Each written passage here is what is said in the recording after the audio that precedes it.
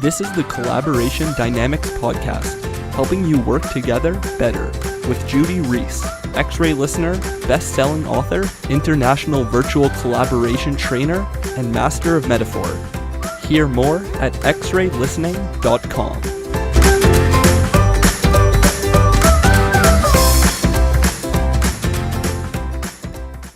Hello and welcome to the Collaboration Dynamics podcast. With me today is Marc Loeffler, the author of a fascinating German book about agile retrospectives.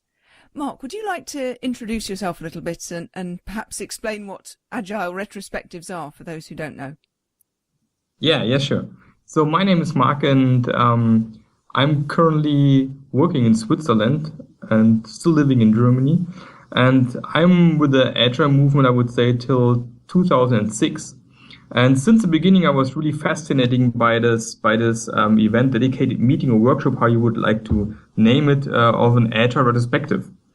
And so the idea of an Agile retrospective is really, in the first step, to have a look back of what you've done maybe in the last weeks or months, and then analyze what happened. Try to find maybe for things that had maybe try to find some root causes, and the next step then do an adaptation of how you work, your processes, and so on.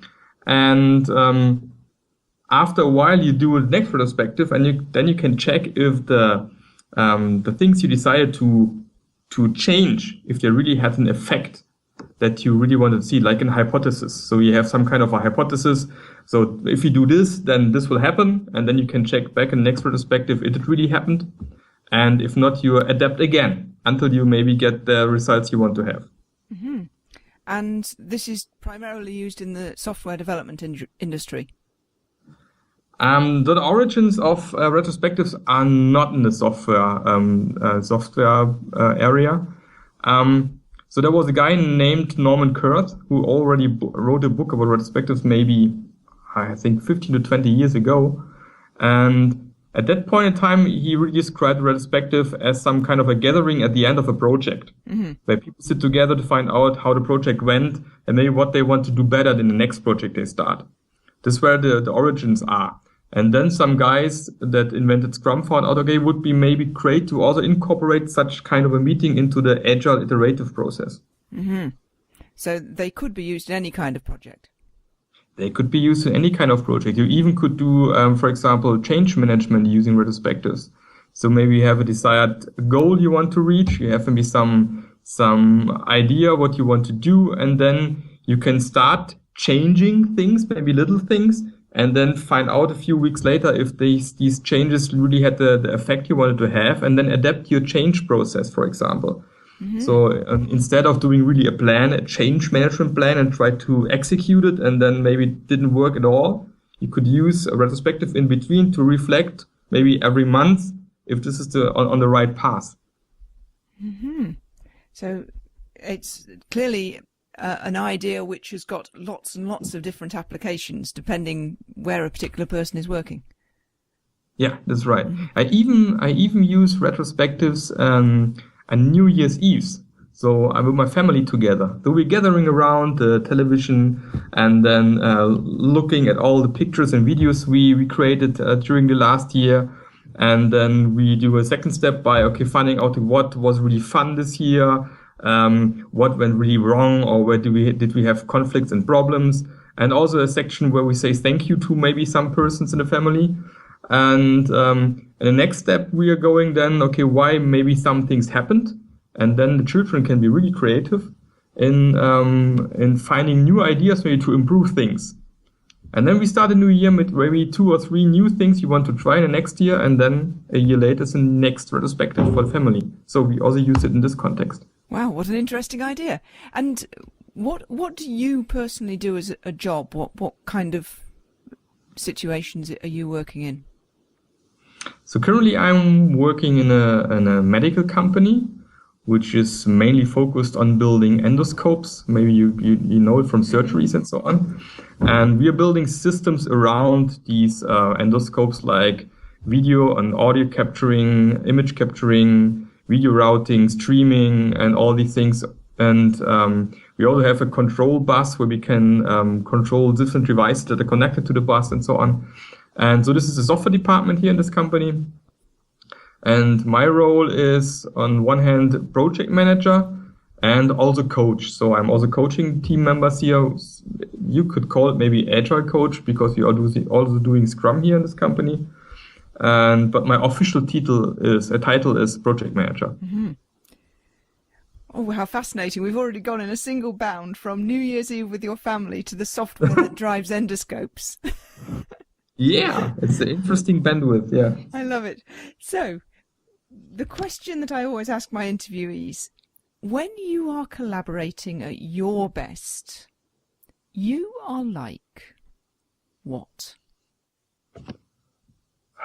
At one hand, I'm excited, really, because I love collaborating with people. So, and for me, it's really when I'm in a workshop collaborating with different people, this is when I'm at my best. This is what makes most fun, and I really love it to do this. And when then at the end of a workshop or a collaboration, you have something where you have a feeling, this is really the next good step in the right direction. This is maybe the moment we see, okay, this was really a great day. So this is maybe, yeah. Mm-hmm. So a workshop is when you're feeling really at your best. Yes. Yeah. And when you're feeling like that in the workshop and you're collaborating, and then at the end of the day is next step and the right direction and all of that, is there anything else about you in that situation? So I didn't get a question. Yeah. What are you like in that situation? Maybe on one hand, a bit exhausted, because a workshop is also exhausting for me, because I'm really putting all my energy in this. Mm-hmm. But I'm also feeling lucky at the end of such a workshop, because the best thing for me is working with, not alone on my desk, doing my own stuff, really working together with people. And in the end, this also gives me the energy then back. And and then really try to take care that the things we decided are really get into the normal life and normal workday of the people, so that we can really work on these items. Mm-hmm. So working together with people is really important, and therefore you've got that feeling of being lucky. Yeah. Yeah. And you probably at the end you're exhausted, but you put your energy in, and you also get energy back from the other people. Right. Yeah. Mm-hmm. So what needs to happen for you to collaborate like that? What needs to happen? So from my point of view, I think it's really important that such a retrospective workshop or whatsoever has a clear goal, a clear agenda.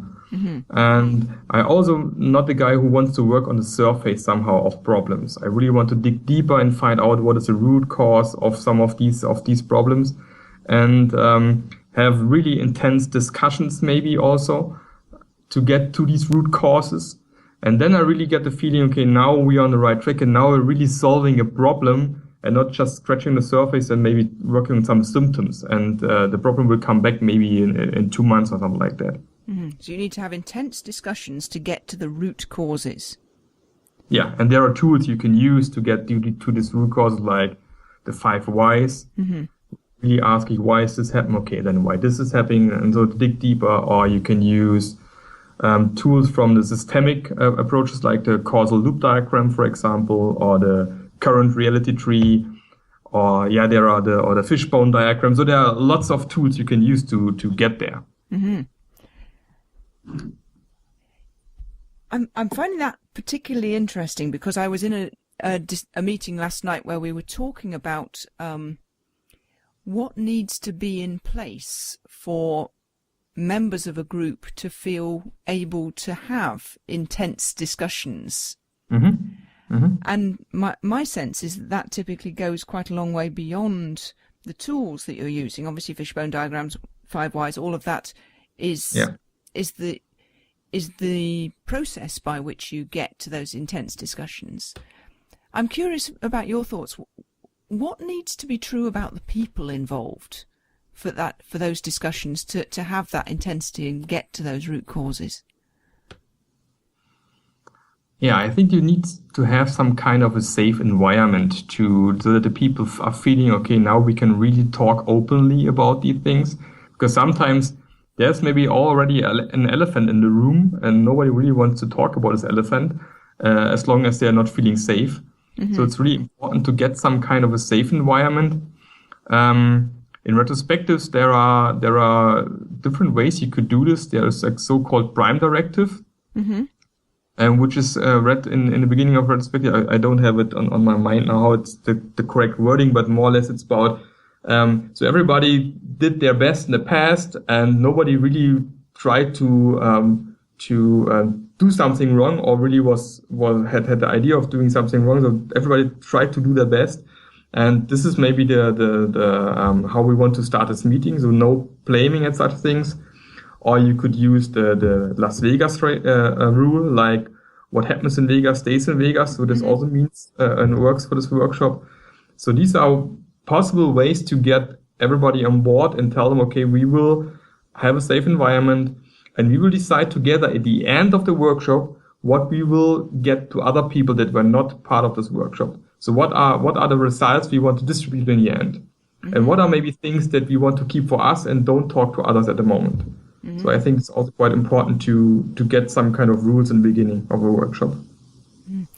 And presumably often in a retrospective, well, probably always in a retrospective, the people involved are people who've actually been working together and will continue to work together.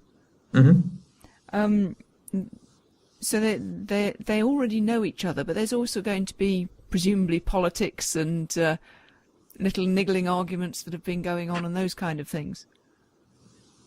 Yeah, you're right. How does that affect the safe space? So what I always try to do is that you don't have some big hierarchy gaps in your meeting. So I really try to avoid that you have some kind of high-level manager attending such a meeting, because this already creates some pressure here. So I really try to do maybe these meetings on that all of the people are more or less on the same hierarchy level. So this leads them to better discussions. This is first of all, and then talk maybe to these higher level managers later when we created the results and everybody agreed what to share. And I think this is quite important. And another thing is really sometimes it's okay to have some kind of a conflict. And sometimes it's okay to speak up and talk about this. And then your facilitation skills are maybe really the things you need at this moment to really find out, okay, I feel some tensions. So maybe Thomas has something to say. I can see it in his eyes. So I just ask him, so what do you want to say? Maybe he doesn't want to say it, but I really try to get this out of him and then get some kind of discussions ongoing but not on a blame level, more on a higher level. It's some kind of how in German we say Fingerspitzengefühl. I'm not sure what's the English word for this. Really have to find out, okay, when is the right moment for this, and it's not easy. And with some experience, you're getting better maybe at these things, and maybe also sometimes fail. But if you don't have this conflicts and everybody's really in a tree-hugging state and everybody just wants to keep comforting things, and this doesn't work really if you want to move forward. So conflict is important, essential, if you want to move forward. Yeah, I think it's important, yeah. And the facilitation skills that you need to be able to recognise that Thomas has something to say, what would you say those skills are? So there are a lot of skills. Maybe on one hand, you have to be able to read some people's maybe gestures and mimics and all these things, which you already can learn also by reading some books maybe to get some basic ideas, and then you have to use it in real life. But it's also about things like mirroring, for example, to when somebody's starting to talk, that you mirror back what you understand to really make sure that you understood the right thing. And so there are different facilitation techniques you can use then to get to the point where you get the real information not some fuzzy, everything sucks maybe. And my experience has been that my facilitation skills have got a lot better over the years the more I've practiced, and I suspect that's generally true. That basically this is one of those things you know, the more you practice, the better you get. Yeah, as always. Yeah. And it's something that people can start doing. It seems to me that, you know, it's worth people trying rather than not trying. Yeah. You're right. And I think there are also people out there who have some natural talent on skills, and other people maybe who have to learn more about these things. But everybody, I think, can learn to a certain extent. Everybody can learn how to facilitate such discussions and go through them. And but the first step is really to overcome the fear of starting difficult discussions.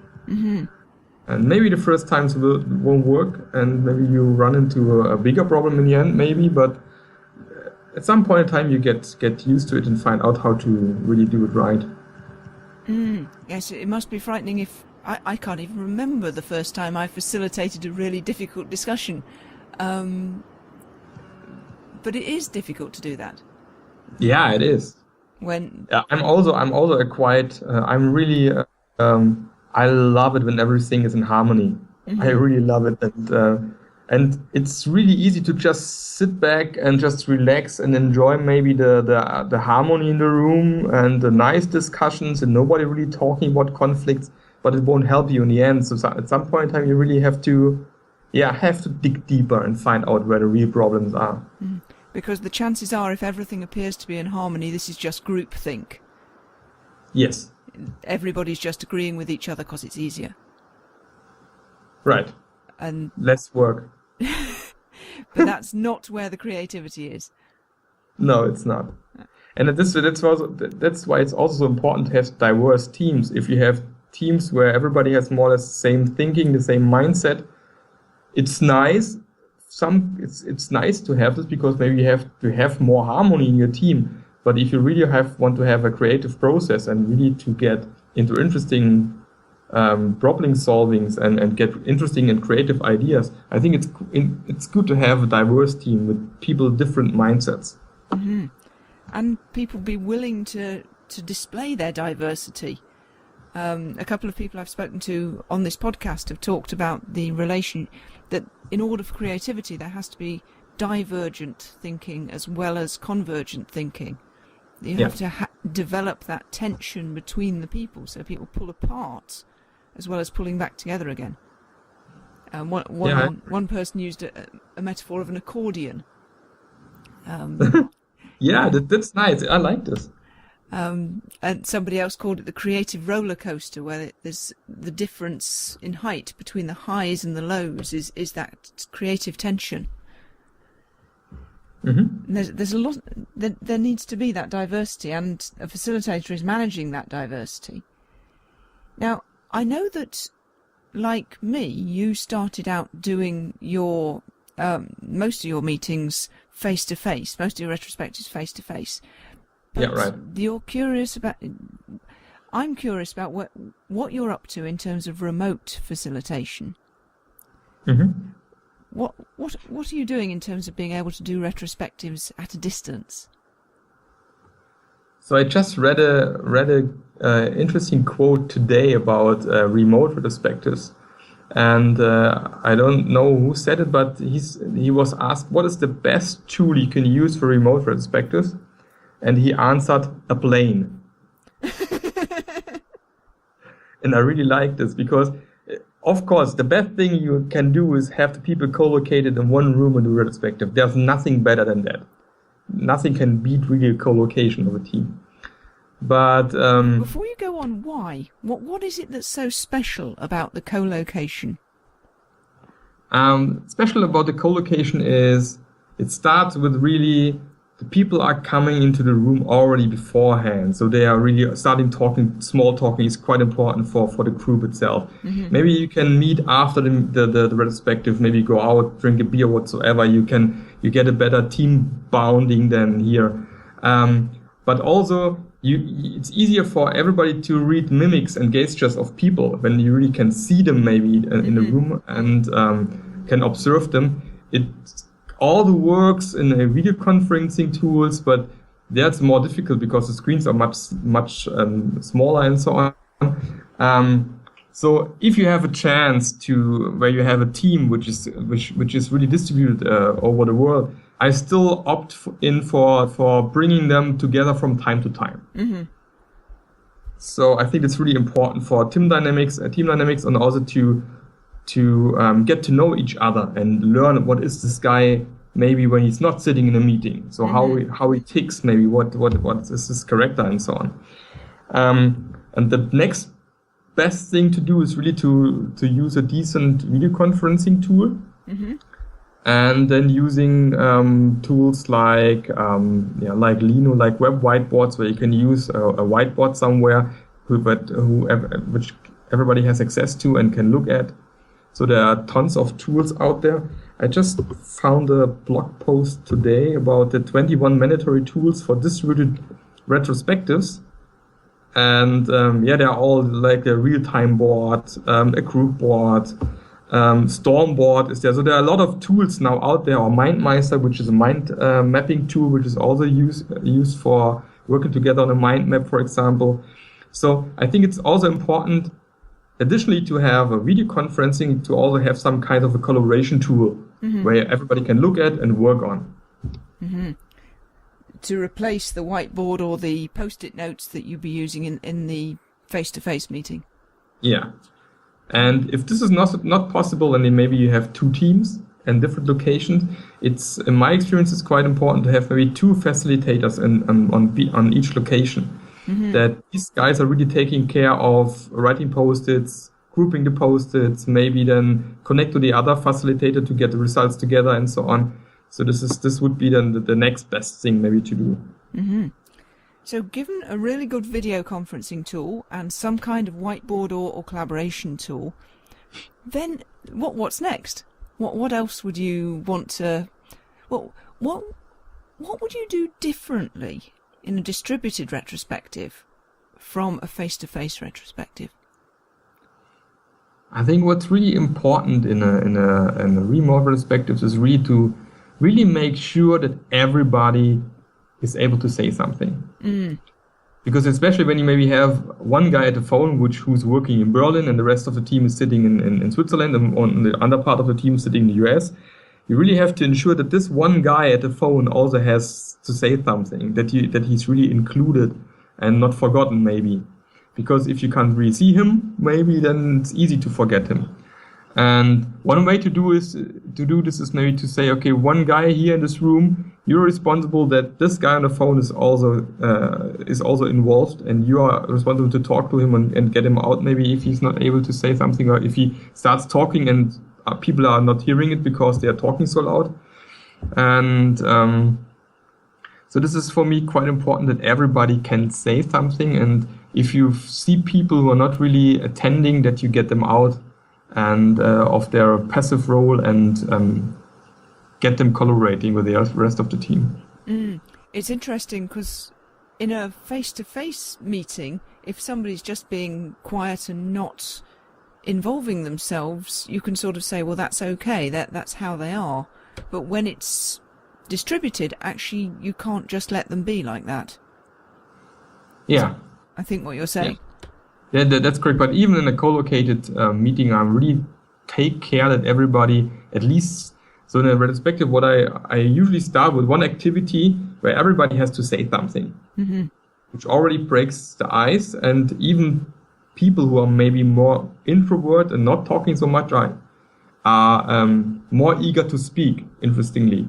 And if you don't do such an activity in the beginning, I observed at least that if you have some introvert people and they didn't say anything, they won't say anything the rest of the meeting. So it's quite important to get people to speak, even if it's only 2 words. So they already know, okay, I can speak in this room, I can also speak later.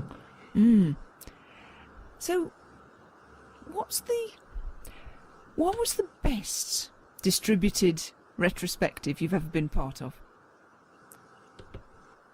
So the best distributed retrospective was really a fun one. So I did a soccer retrospective, and I think it was World Cup at that time, that point in time, Soccer World Cup, and we had a team located at Lake Constance, and there was a team in Romania participating, and they really had a decent video conferencing system with more than one camera.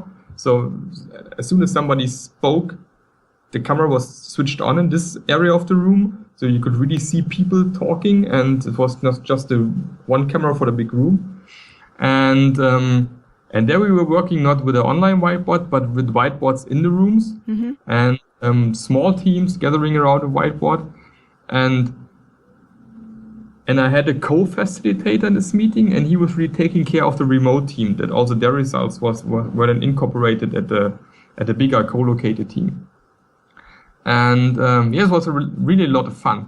On the one hand, because we're using the metaphor of soccer playing, so people created some kind of a live ticker, so 90 minutes live ticker of their soccer game. So they really tried to.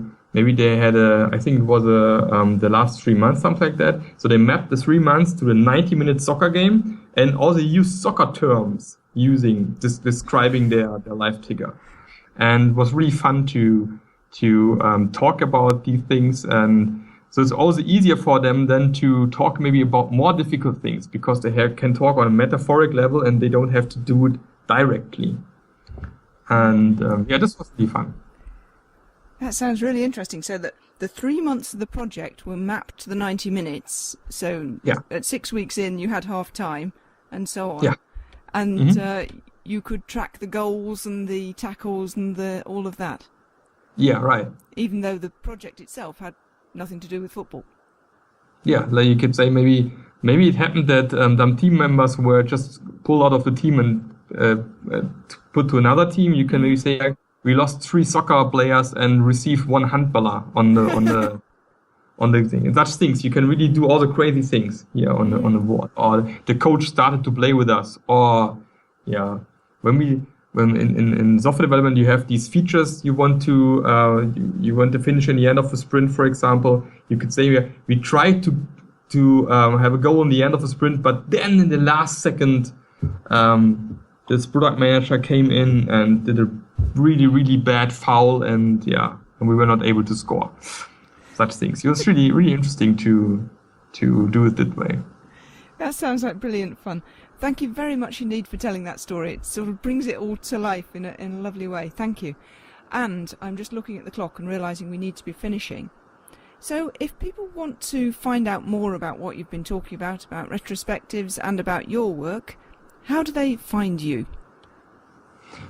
So maybe for the English-speaking people, maybe there are 2 easy ways for me to do it.